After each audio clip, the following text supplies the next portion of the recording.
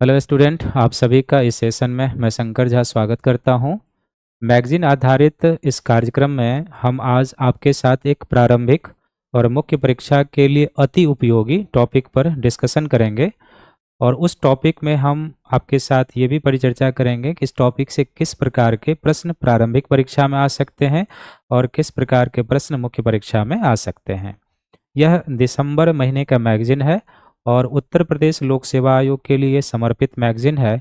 लेकिन जिस टॉपिक पर हम आपसे चर्चा करने जा रहे हैं वो टॉपिक पीसीएस के एग्ज़ाम के साथ साथ यूपीएससी एग्ज़ाम के लिए भी उतना ही महत्वपूर्ण है। और साथ ही साथ अगर आप कोई अदर एग्ज़ाम की तैयारी कर रहे होंगे तो करंट अफेयर्स के दृष्टिकोण से उस एग्ज़ाम के लिए भी आपके लिए महत्वपूर्ण है। तो आज का जो हमारा टॉपिक है उस टॉपिक का नाम है मैंग्रोव पुनर्स्थापना और संरक्षण। तो मैंग्रोव पुनर्स्थापना और संरक्षण का जो हमारा टॉपिक है, इस टॉपिक में हम जानेंगे सबसे पहले कि जो मैंग्रोव वन होते हैं ये कई प्रकार से मानव और पर्यावरण के लिए लाभदायक होते हैं। और भारत सरकार के द्वारा जो ग्लोबल क्लाइमेट चेंज पर जो समिट होता है जिसको हम कोप कॉन्फ्रेंस कहते हैं, उसमें मैंग्रोव क्षेत्र के आवरण को बढ़ाने, वैश्विक स्तर पर मैंग्रोव के महत्व को बताने के लिए एक अलायंस बनाया गया था। और उस अलायंस के तहत जो लक्ष्य निर्धारित किए गए थे उन लक्ष्यों की प्राप्ति के लिए भारत सरकार द्वारा केंद्रीय बजट 2023 में मैंग्रोव संरक्षण, उसकी पुनर्बहाली और क्षेत्र विस्तार के लिए एक पहल लॉन्च किया गया था जिसको मिस्टी योजना कहते हैं। ये मिस्टी योजना 2023 के केंद्रीय बजट में लाया गया था और 5 जून 2023 को ये स्टार्ट हुआ था। तो उसी पर आधारित ये एक छोटा सा परिचर्चा है। तो चलिए इसमें हम इसकी शुरुआत करते हैं और धीरे धीरे आगे बढ़ते हैं। तो ये जो मैंग्रोव पुनर्स्थापना और संरक्षण कार्यक्रम है, इसमें सबसे पहले क्या है कि जो मिस्टी योजना चलाए गए थे उसके जो 2 वर्ष पूरे हुए हैं। तो मिस्टी योजना का जो पूरा नाम है वह तटीय आवास और नियमित आय के लिए मैंग्रोव पहल, जिसको संक्षिप्त में हम क्या कहते हैं, मिस्टी योजना कहते हैं। और करंट में ये चर्चा का कारण इसलिए बना हुआ है क्योंकि इस योजना के तहत अर्थात मिस्टी योजना के तहत देश के 13 राज्य और केंद्र शासित प्रदेशों में लगभग 22,560 हेक्टेयर से अधिक भूमि अधिग्रहित की गई है ताकि मैंग्रोव क्षेत्र का विस्तार किया जा सके, मैंग्रोव का संरक्षण किया जा सके और मैंग्रोव की पुनर्स्थापना और बहाली की जा सके और साथ ही साथ तटीय समुदाय का भी सामाजिक आर्थिक सशक्तिकरण हो। तो इसके कारण यह जो कार्यक्रम है वो चर्चा में है। अब इस कार्यक्रम के तहत जो भूमि अधिग्रहित की गई है मैंग्रोव के संरक्षण, उसके पुनर्बहाली, उसके पुनर्स्थापना और तटीय समुदाय के सामाजिक आर्थिक सशक्तिकरण के लिए, उसके तहत लगभग 85% भूमि जो है केवल गुजरात में अधिग्रहित किया गया है। उसके बाद दूसरे स्थान पर तमिलनाडु है, तीसरे स्थान पर आंध्र प्रदेश है और चौथे स्थान पर क्या है, उड़ीसा है, जहां पर मैंग्रोव वृक्षारोपण किया गया है। तो जो भूमि अधिग्रहित की गई है उसमें पूछा जा सकता है कि सर्वाधिक भूमि किस राज्य में अधिग्रहित किया गया है और राज्यों को क्रम में भी सजाने के लिए प्रीलिम्स में कहा जा सकता है आपसे। तो जो सर्वाधिक भूमि अधिग्रहित की गई है वो कहाँ पर की गई है, गुजरात में की गई है।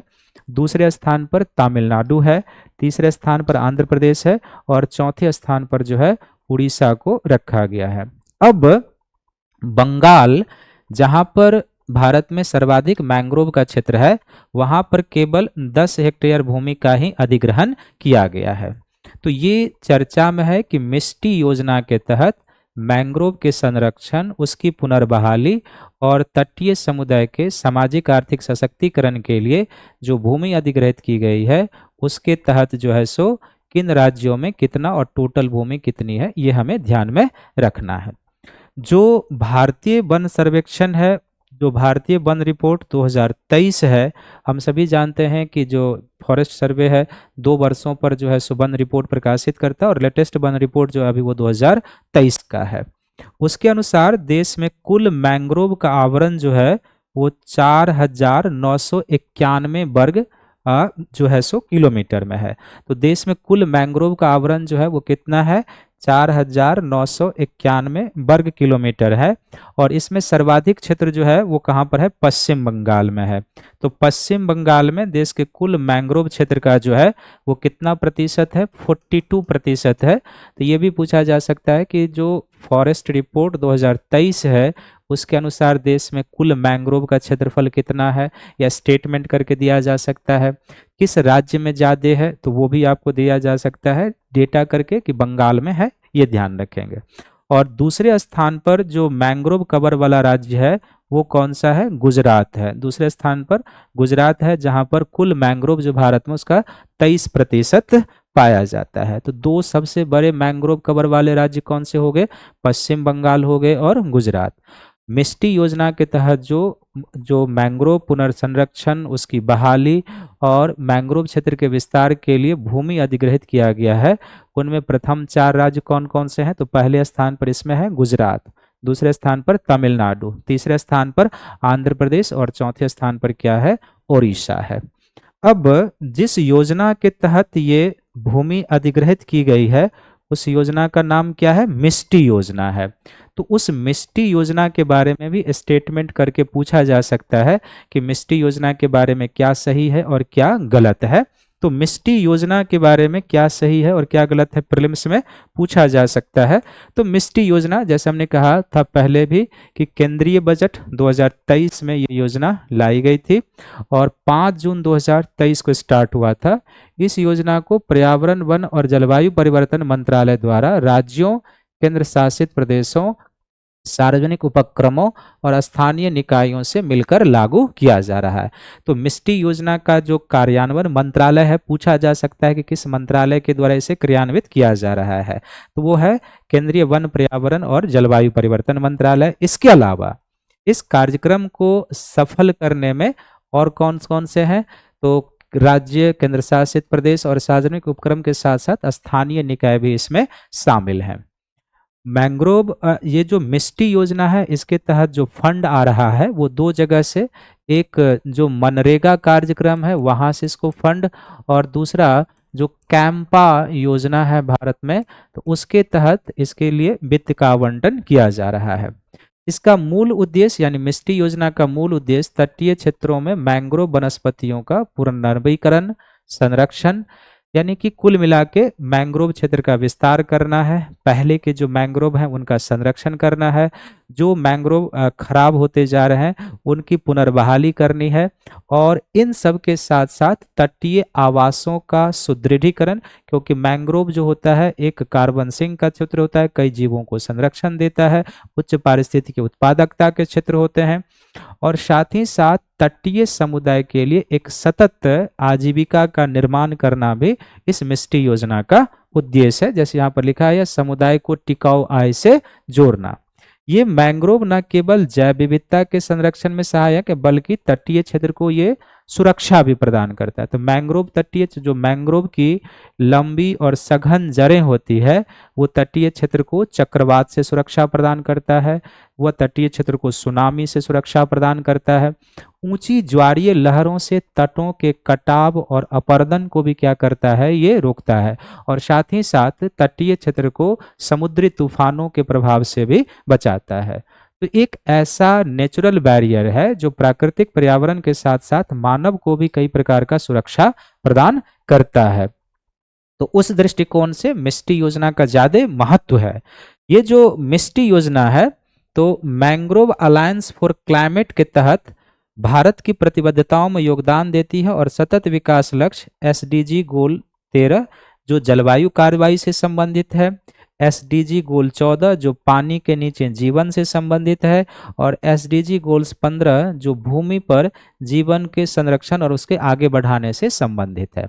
जैसे मैंने इस चर्चा के शुरू में ही किया था कि जो कोप कॉन्फ्रेंस होता है उसमें मैंग्रोव संरक्षण और उसकी पुनर्बहाली और वैश्विक स्तर पर मैंग्रोव की विशेषता और लाभ को बताने के लिए एक गठबंधन बना था जिसको mangrove alliance for climate change कहते हैं। भारत भी उसका पक्षकार। अब उन लक्ष्यों की प्राप्ति करने के लिए ही भारत में मिस्टी योजना की शुरुआत की गई थी। तो यहाँ पर प्रीलिम्स एग्जाम में क्या क्या आ सकता है, पहला कि मिस्टी योजना क्या है? दूसरा, मिष्टी योजना किस मंत्रालय के द्वारा चलाया जा रहा है? तीसरा, कि मिष्टी योजना के बारे में अब स्टेटमेंट करके दिया जा सकता है क्या सही है क्या गलत है। चौथा, मिष्टी योजना की फंडिंग किस कोष से हो रही है, कहाँ से हो रही है। और फिर जो करंट इसमें एस्पेक्ट है वो ये है कि जो मिष्टी योजना के तहत कितने भूमि का अधिग्रहण किया गया है, 4 प्रमुख राज्य उसके अंतर्गत कौन है वो ध्यान में रखना है आपको। और जो भारत में वन रिपोर्ट 2023 है उसके हिसाब से 2 बड़े मैंग्रोव क्षेत्र वाले राज्य कौन कौन से हैं वो आपको बताया। ये प्रीलिम्स में आ सकता है। अब मेंस में यहाँ जो क्वेश्चन आ सकता है वो क्या हो सकता है, तो मेंस में आ सकता है कि मैंग्रोव किस प्रकार तटीय समुदाय के कुशल क्षेम रखने में महत्व रखता है, और साथ ही साथ यह किस प्रकार जलवायु परिवर्तन शमन में योगदान दे सकता है। इस दृष्टिकोण से मिष्टी योजना का मूल्यांकन कीजिए। तो आप इस प्रश्न को लिखिएगा, फॉर्मेटिंग कीजिएगा। ये यूपीएससी में भी आ सकता है और यूपीपीसीएस में भी। जो पीटी का सेगमेंट हमने चर्चा किया है वो आपके लोक सेवा आयोग में भी आ सकता है और संघ लोक सेवा आयोग के परीक्षाओं में भी आ सकता है। तो चलिए, एक छोटा सा पाठ बट परीक्षा उपयोगी है, तो आप इसे देखिए, इसका लाभ उठाइए। और आप सभी को बहुत बहुत थैंक यू है, धन्यवाद है। मिलेंगे अगले इसी तरह के एक छोटे से टॉपिक डिस्कशन में। तब तक के लिए आप सभी को धन्यवाद।